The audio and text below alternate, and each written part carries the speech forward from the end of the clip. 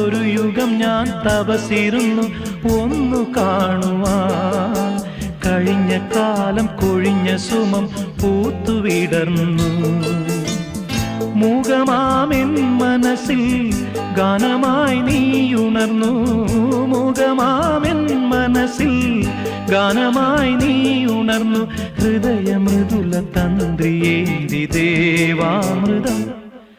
വൈശാഖസന്ധ്യേ നിൻ ചുണ്ടിലെന്തേ അരുണ സഖിതൻ അധര കാന്തിയോ.